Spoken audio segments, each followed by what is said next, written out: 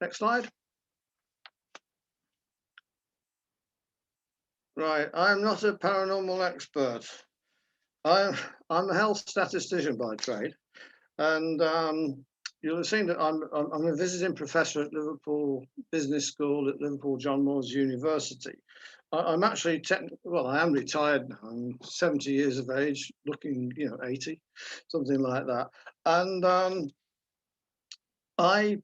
the thing about when you retire is that it does give you the opportunity to indulge in things that you really wanted to do when you were young and never had the time to get to do anything about throughout your life and career, because there was as John Lennon said, life's what happens when you're busy making other plans. So I do continue with some of my academic research interests at John Moores, but I have been a long time Fortean. When I was a kid, I think everybody got into Marley's Ghosts and Scrooge and all that sort of thing, Christmas Carol, and obviously then move on to vampires, werewolves, and then anything like that. I've always had an interest, although I've mainly through reading books and reading Fortune Times and things like that. So as I say, I'm not a paranormal expert. What I am is a collector of people's real life fortune experiences. So I get in touch, I liaise with them, and then we pull together an agreed testimony, and then I include them in maybe an article for Fortune Times or the Ghost Club or whoever. One of the reasons why I'm stressing this is that when I do a call for cases, and do an article for a newspaper or a website where I introduce myself and I say, hey, I'm looking to find out about if anybody's had any ghostly experiences around the Ruskington area or wherever. You write what you believe to be an appropriate piece of text and give it to the journalist at the other end. What comes out of the mincer at the other end never bears, the same story, and they like to exaggerate things. So I have been called a paranormal expert and so on and so forth. I'm not. I'm very much an armchair ghost hunter in that sense, and I guess that you guys out there have been on, well, if you've been on one ghost hunt, then you've been on one more than me. That doesn't mean that I'm not interested in ghosts, because I am, and it goes back to when I was a kid, and families tell stories about things that have happened. And I think that family law is one of the things that is very underestimated in paranormal research, because most people, well, a lot of people do have experiences, and the only people that they tell are their immediate family or close friends. And these stories, therefore, evaporate over time because nobody then goes and talks about it. Okay, so next slide, please.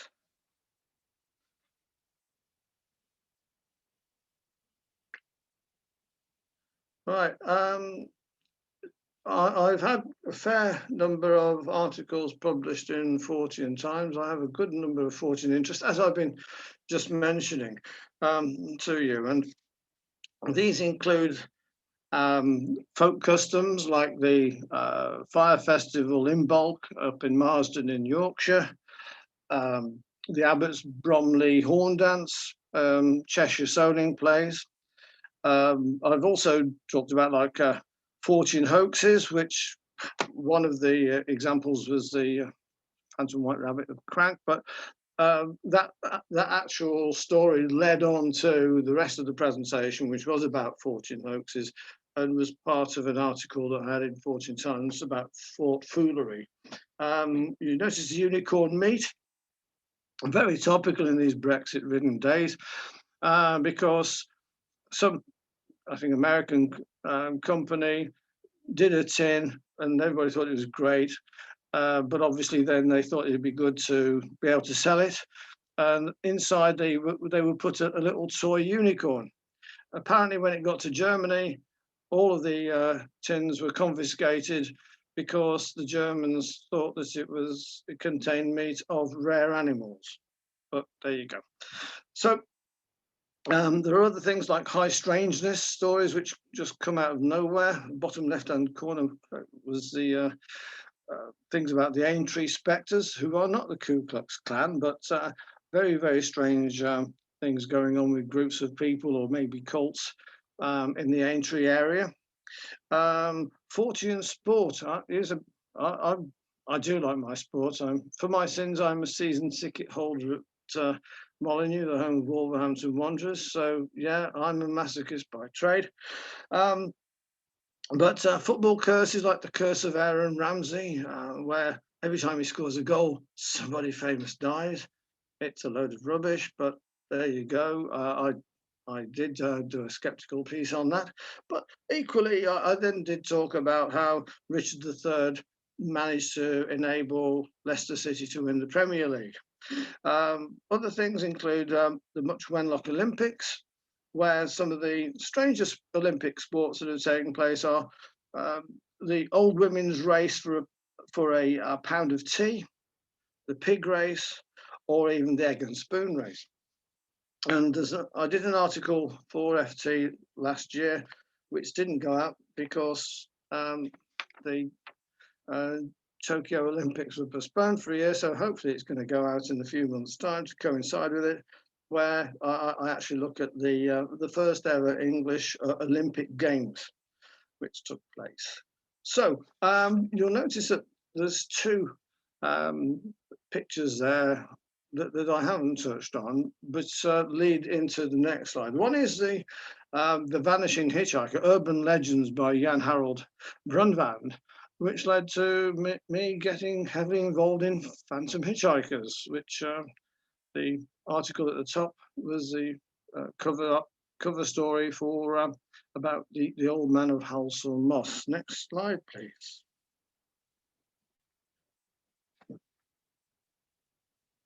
Right, the road to Ruskington. It starts off in Southport, actually, in the going back to about 1990. I used to work at Fazakerley Hospital, what is now Aintree in Liverpool, and I was the director of planning and information at the time, and it was somebody's birthday, and so as you did in those days, we all went down the pub one Friday lunchtime to celebrate the Blue Anchor in Aintree. And what I was reading the book, which was Jan Brundtland's The Vanishing Hitchhiker, and I'd got it with me, and I was going, well, this is really terrific, this. It's got all these urban legends, you know, and you run through them, particularly the Phantom Hitchhiker. Now, all of you, as members of ASSAP, will know the standard Phantom Hitchhiker story, whereby nearly always a man picks up nearly always a girl hitching her way down the road. He says, where to? She says something like number 3 Lacacia Avenue. And then before he gets there, she's disappeared. He goes to the door and knocks on it. And the old couple say, you know, hello, can I help you? And he says, I gave a lift to this lady from always something like Hanger Lane or something spooky. And the girls disappeared. And they then say that that was the ghost of their daughter who was killed on that spot 30 years ago. And he's just the umpteenth young man who has given the lift to her wraith and driven to their door. So I say, this is a great story, isn't it, all that? When my friend and colleague, Bill, next to me said, well, actually, that sort of thing happened to me. And I thought, what? You know, good grief, what's this? And he said, well, when he was a young man, back in 1964, and he's a big guy, He was driving home one Friday night, I think it was, from Southport to Ormskirk, where he lived with his mum, in his Mini. And I don't know if many of you actually know the area, but it's as flat as a pancake. It's reclaimed farmland, Halsall Moss. And he was driving, and he came to the bridge over the old railway, and he looked in the mirror, and there, sat behind him, was an old man wearing a scarf like a cravat with a cap on, just like staring back at him. He looked long and hard, and his senses were not deceiving him. And he thought, "Good grief, there's somebody in the car. How did they do that? Get in there!"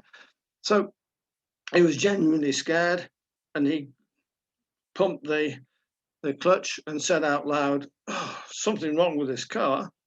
And he got out and he reached for the crankshaft, which cars in those days used to have under the car seat, to defend himself from whoever was in the back. But there was nobody there. This naturally scared him, and when he got home, he told his mum and the story, etc. About 2 years later, he and his mum were at a social gathering, which I think was hosted by the local MP, and the host always split people up between, so that they wouldn't be sitting together and just talk to each other. And so they're on separate tables. And the table that his mum was on, the subject of conversation got round to ghosts. And she said, "Oh, this happened to our Bill," and told the story that I've just told you. At which point, one of the other men on the table said, "Well, actually, exactly the same thing happened to me at exactly the same spot." So she called Bill over, introduced him to this fellow, and they went to one side and compared notes. Exactly the same thing had happened to them at exactly the same place. So I wrote this up as a short piece for Fortune Times, well, going back to 1990 something, because I take the view that if you don't write these things down and put them out there, then it'll just evaporate over time. And to me, with any phenomena of a paranormal or strange nature, you need to have the evidence for, so maybe somebody in the future, however many decades down the road, will have, strong evidence to be able to say this happened, and then maybe pick up patterns. This is probably the statistician in me, so please forgive me on that. Anyway, it then happened that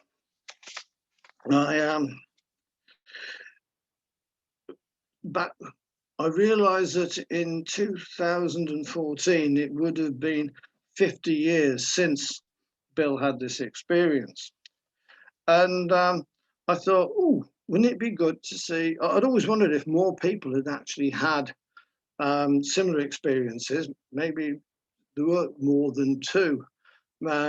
But what you can't do is go knocking on people's doors and saying, "Hello, excuse me, but I'm doing some paranormal research and I'm just wondering if you might have had a strange experience." The police would soon lock you up, as you can imagine. So I wondered how to approach this. And then I hit on the idea of actually contacting the local freebie newspaper, which has the advantage of going into every house in the area. And I wrote a piece for them, outlining the story without giving too much detail, because if you give too much detail, then people will, the cranks will just feed you back the same story, and you don't want that. So I did that, and I thought, if I get a couple of stories, that would be great. I ended up with 8 stories in total, and I thought, this is brilliant. So I wrote it up for Fortune Times, and the article appeared as the Old Man of Halsall Moss. I've always believed that the landscape is a factor in this, which is something I'll come back to later. But at the end of the article, I said, is it the landscape? If so, maybe there might be phantom hitchhiker experiences over in the fens of Norfolk or in the Somerset levels and so on and so forth.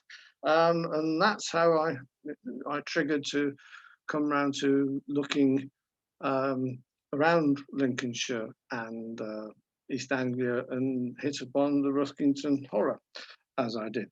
But subsequently, I thought it was important to give some feedback to the people of the area of Halsall Moss, and I gave a talk to raise money for the local hospice, which I used to be involved in end-of-life services, so I knew the people there very well, and I gave a presentation to raise money for them, and was delighted that there was getting over 100 people there. What surprised me most was that people were almost queuing up at the end to tell me new stories of their own experiences. It was as if, because here was a person who treated these sorts of things seriously, they wanted to unburden themselves of events that had happened, in some cases, about 40 years ago.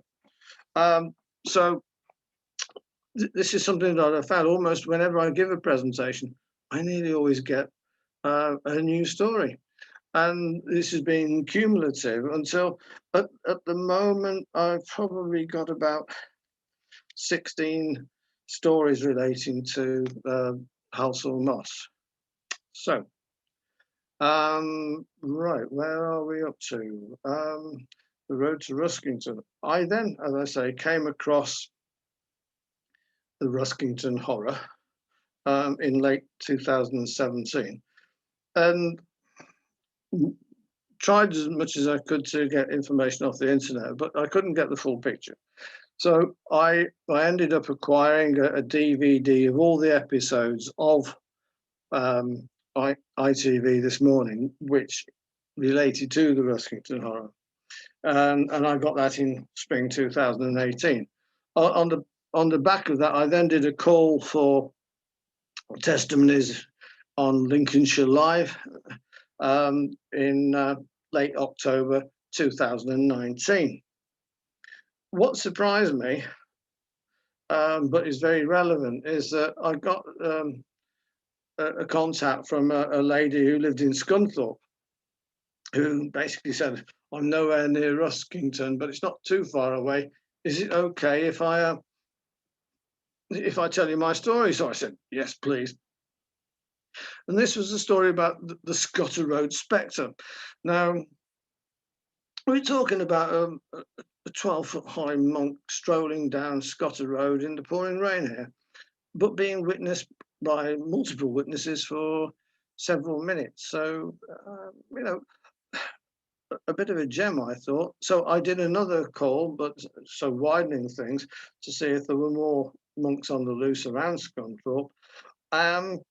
And then things basically exploded. I was getting stories from everywhere.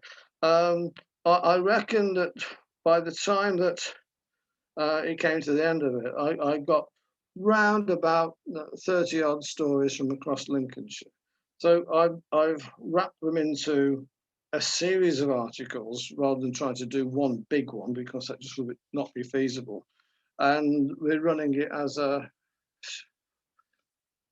I'm not going to apologise for the pun because we all thought it was pretty good, strange phenomena. So I can hear the groaning over the internet as we speak. So these are, we're talking about 6 or 7 articles, which will be running on. The next one will be in the next month's Fortune Times, which will be all about the Ruskington Goblin, which came in late on that. But then there's Weird Wheels from the Wolds, which are 5 or 6 stories, which include a talking ghost on a bike. Scary Stories from Scunthorpe, which includes the Scotter Road Spectre that I've been talking about, with about half a dozen stories there. Imperious Lincolnshire has 8 stories, but I have to say that there are a couple in there which, for those of you who watch the film Spinal Tap, there's a couple of stories that go up to 11. I mean, I'm no doubt about the sincerity of the witnesses, and we're talking about multiple witnesses, and I can't explain these things. So if you don't subscribe to Fortune Times, start subscribing, I would recommend, because these are great stories. Then there's one I call Not the Face, Not the Face, which is about faceless phantoms that seem to haunt areas around Bootham Park and so on. And finally, I talk about a warning to the fortune with apologies to M.R. James, where it's clear that often cases of ghosts link very much with folklore and similar. Okay, right. So we're at the stage now where I've got the DVDs and I start analysing them and getting in touch with people like Richard Madeley, who I have to say was extremely helpful. Although he did say that it was a long time ago and he couldn't remember all of the detail. So what happened was that back in 1998, so we're going back quite 23 years now,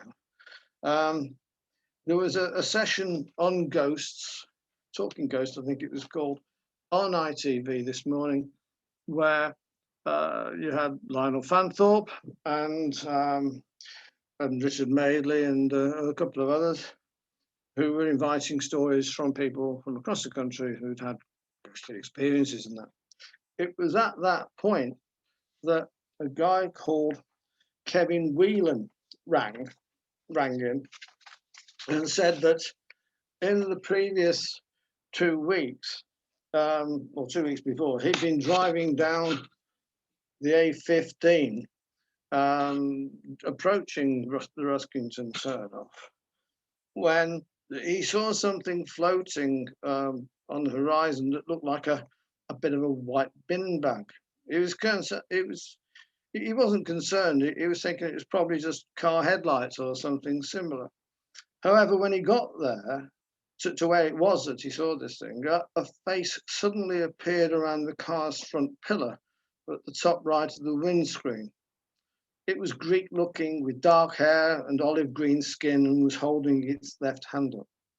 It had a pitted face and Kevin could see its teeth. Below the neck was a kind of white fluorescence, as with a photographic image where the camera flash is too bright. Unsurprisingly, Kevin was shocked and scared, but he carried on driving, he estimates, for another 40 to 50 seconds, at which point, whatever it was slid off into obscurity down the side of the car. He then just bombed it home. And when he got in, his wife said he was an absolute wreck, and his face was covered in goosebumps, etc. So on the basis of this, Richard Madeley sent a team out, and Nina Miskov was at the Duke of Wellington pub in nearby Leasingham, and people got various stories coming in about this. So he followed that up then with a team which included a medium, Shirley Wallace, who is a researcher, I think with Fortune TV, and a dowser whose name I could never catch. And what they did was they focused on the Temple Brewer Preceptory, which is where there was supposed to be ley lines crossing, cold areas, and apparently something like 19 spirits or similar trapped there. And with Shirley saying various prayers and what have you, they were supposed to be released. It was a great, I mean, they did say that it was nearby, but actually it's more like 2.5 miles from it. But I take the view that something that's to do with the Knights Templar is something that can't really be resisted by people in the media.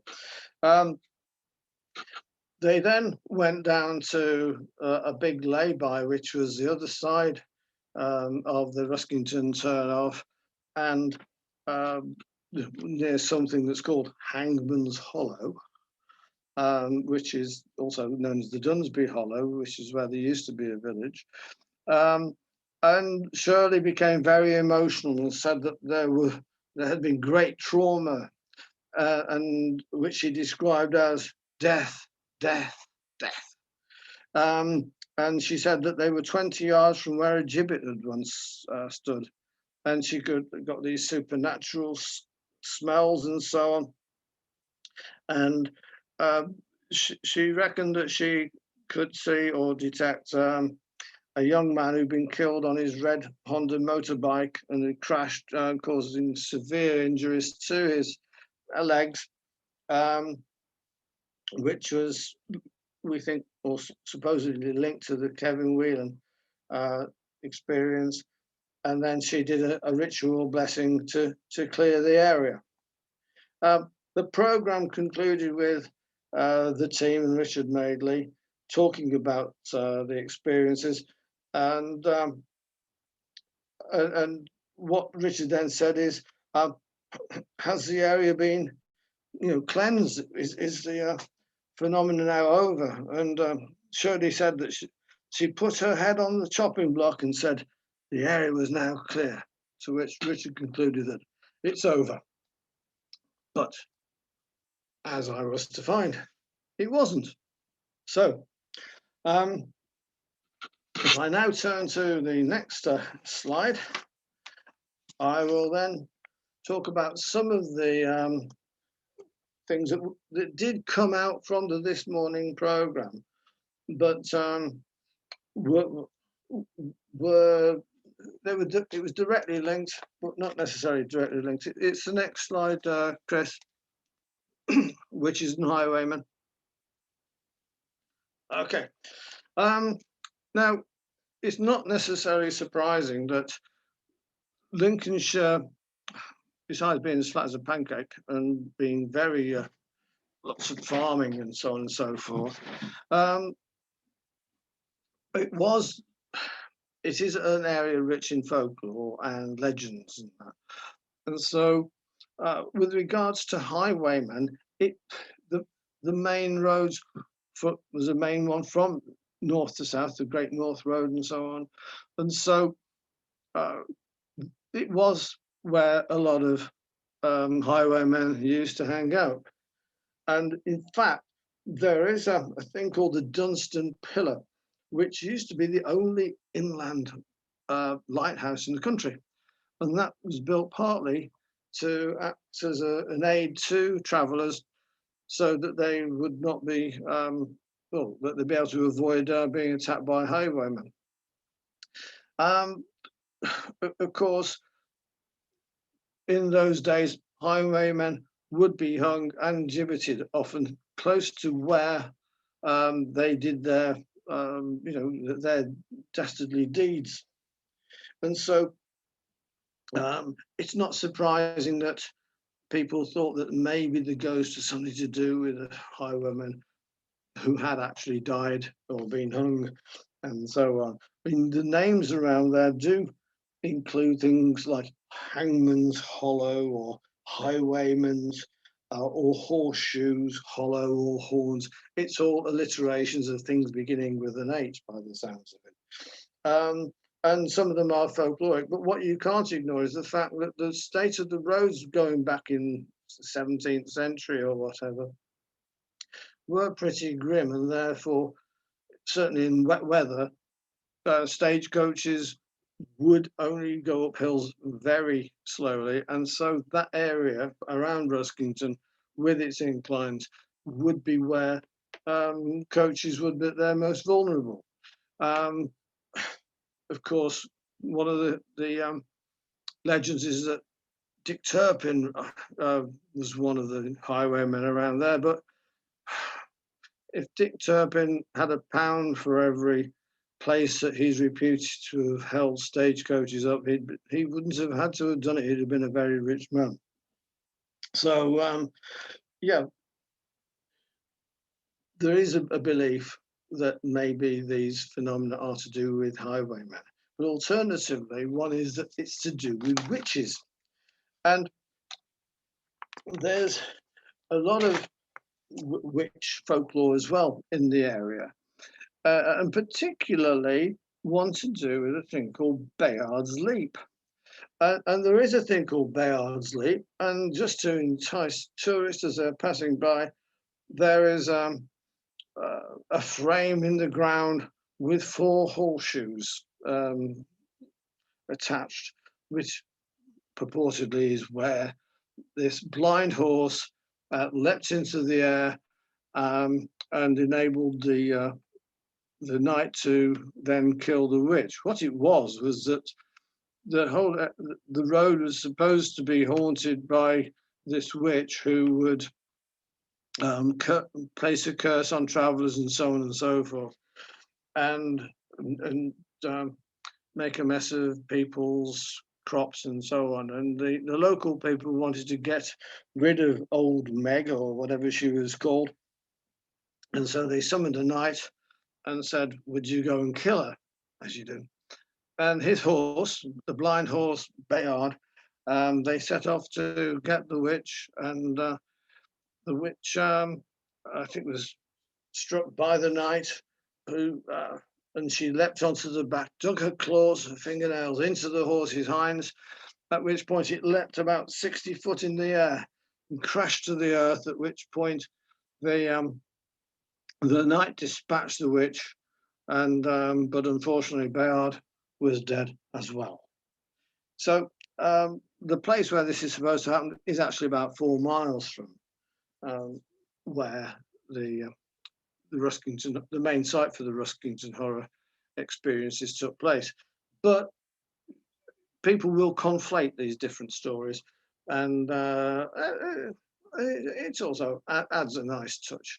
But I don't necessarily personally take these things too seriously. But one of the theories is that the whatever the figures are that are being seen by witnesses as the Ruskington Horror, when it holds its hand up, is to warn travellers of the risks that they're taking because of the witch's curse and so on. Okay, next slide, please. Now, I did the call based on asking people what was going on, if people had had new experiences, cross-referring, of course, to ITV's programme. I found 6 cases which were circulating on the internet, but I was delighted to say that I got 8 witnesses come forward with new stories. One of them was just before Christmas last year, and I had just enough time to slip it into the article before it went to press. I'm just going to read you three of the news stories that I think are particularly interesting, and a particular thanks, and I don't know if you're listening tonight, to Gary Ross for his help with this research that I did, giving advice and also taking some photos. But he gave me one secondhand story that he received, and it was that in the spring of 2003, a female taxi driver in her early 40s was driving north up the A15 towards Lincoln around 1 a.m. after dropping off someone in Sleaford. Excuse me. She just passed the Ruskington turnoff and was therefore at what I call the focal site, when a figure ran in front of her car. It looked straight at her with an open mouth, as if screaming, and then vanished under the vehicle, although she felt no impact. She stopped, looked around, but saw nothing unusual. She was naturally terrified and telephoned the office, who telephoned the police. Bearing in mind, this is all pre-mobile phone days. The police arrived but found nothing, and there was no impact marks on the car. The woman was so traumatized that the police drove her home with one officer driving her taxi. She gave up the job the next day. Another story, which I called surprisingly the Phantom Hitchhiker, was that in the 1980s, Rachel, that's a pseudonym, was driving from Sleaford to Wellingborough around 11 p.m. travelling up the A15 at about 40, 50 miles an hour, just past the Ruskington turnoff. Visibility was good, despite it being very dark. And she saw a man ahead of her in the middle of the road. She assumed he wanted a lift, but there was no way she was going to stop for a stranger at that time of the night, so she carried on driving. Understandably, she thought that the man would move out of the way when she realised that she wasn't going to stop. But he didn't. He just stood there, and Rachel says that it felt like she drove right through him, but there was no bump or thud. She couldn't believe that she hadn't slowed down or stopped. Over the following days, Rachel checked and to her relief found that no accident had been reported. Consequently, she rationalised that the man had jumped out of the way at the last second. And she was sceptical about the paranormal and thought that at the time that she simply just nearly run somebody down. But then she saw the This Morning programme and realised that it was exactly where some of these incidents had actually taken place. The final one that I'm going to quote for you was back in December 1988 or 89, when four ladies had been Christmas shopping in Lincoln from Sleaford. It was a weekday, and it was about 10 p.m. And they were travelling back home along the A15. The weather was cold and dry, but dark. Everyone was in good spirits and was busy chatting, but nobody had been drinking. Isabella, who was sat in the back of the car, probably doing about 60 miles an hour when they passed the dip at Braunswell, and were on the upward gradient towards the Ruskington turnoff. Suddenly, a figure ran out from the field on the left and dashed in front of the car. It was caught in the headlights and ran across the road in a diagonal direction down toward Braunswell, seemingly oblivious to the vehicle. They couldn't make out the features, but she knew that it was a male and the size of an adult. His torso was arched forward as he ran. She just remembers him being very dark grey in colour, like a shadow, and can still readily see him in her mind's eye. All four people in the car saw the figure and immediately thought that there might have been an accident. So they stopped the car and turned around to see if anybody needed any help. But they found nothing and no sign of the man. She thought no more about this incident until the Ruskington Horror stories were publicised in the 1990s. So you can see that there's a lot going on. Most of the examples have been what you might call the phantom jaywalker, where somebody rushes out in front of the car, is apparently run over, and then there's no evidence that a person has been run over. Okay, next screen, please, Chris. Right, so what do we make of all this?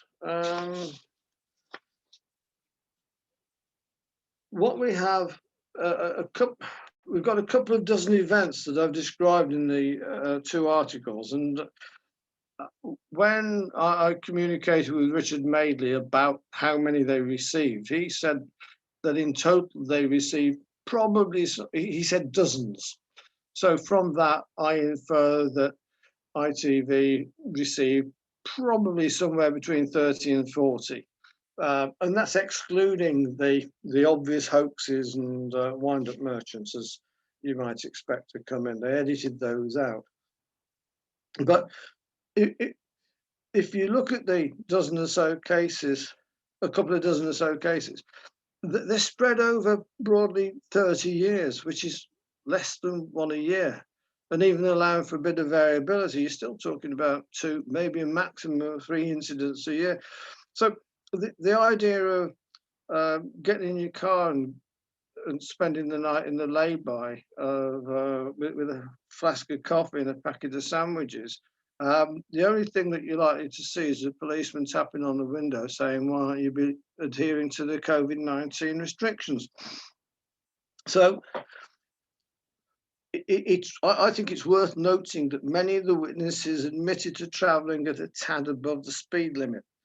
And therefore, it's reasonable to assume that if you're driving down a long, monotonous, undulating road with flat fields either side and only occasional trees and hedges breaking the headlight beams at night.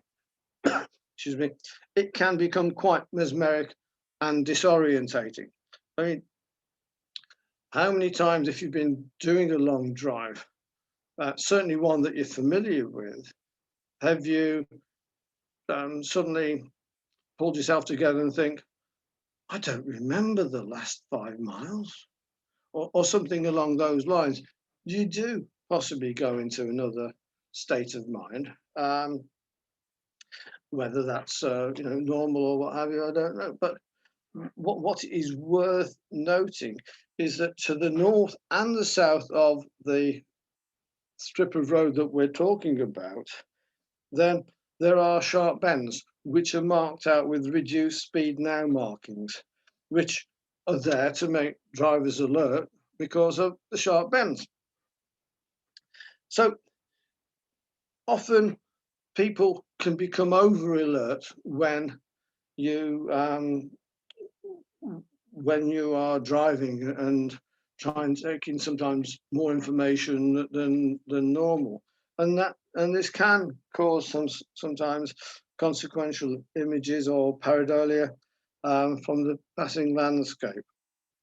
And so when you're driving, at the back of your mind there is always this thought, what happens if something runs out? I mean, you see the signs for stags and things like that, and deer on the road with the red triangle, and so you're always keeping an eye out as to whether you might end up with a deer suddenly land on your bonnet, which unfortunately happened to a good friend of mine. So these are things that can happen. They're very, very unlikely to happen, but you train your mind to always be aware and alert just in case. And maybe this has a contributory factor. Also, you can't ignore things like hypnagogic hallucinations and similar. But what is or always needs to be borne in mind is that a lot of the cases that I've talked about and that you do read about are multiple witnesses. So if somebody is having a hypnagogic hallucination, how come that it's happening to 2 or 3 or even 4 people at the same time?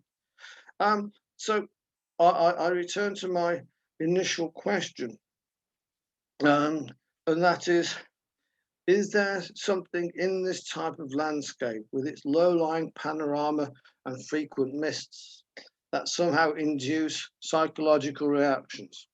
I think the answer must be yes. But as Shirley Wallace suggested on This Morning, perhaps the traveller's state of mind plays a crucial role. And if so, does it create hallucinations, or does it perceive external paranormal phenomena that are already present? And of course, which of the two are in play with the Ruskington Horror is impossible to determine. Now, I think I've covered most of the things that I wanted to say, but obviously I'm happy to expand on things. But one thing that I would like to point out, I was talking to Steve Parsons a couple of weeks ago, and he sent me a useful, helpful link to some research that I've not had the chance to read. But I would be very happy if I'd like to try and accumulate as many potential explanations in physiological, psychological, and so on, that could trigger these sorts of experiences. And therefore, if all of you who are here and other ASSAP members would like to let me know what potential explanations you think might explain some of these phenomena, then I'd be delighted to hear from them, and I'd look to Chris and Loz to possibly suggest how you might get them to me, maybe by emailing them to Chris or Loz, and then them forwarding it on to me, because I think it's a potentially very rich area of research. Right. At that point, it's the final slide, which, well, not the final slide, it's question Q&A. Could you go just one more slide before that afterwards? Yeah, just to say that Glenn Vaudry is hoping that we might be able to do a one-day Weird Weekend North this November. So keep checking on that website, and yeah, I'm hoping that we can get a good day's excitement around various phenomena. So, okay, over to you guys. Happy to try and answer your questions. Please be gentle with me. Well, thank you ever so much, Rob. That was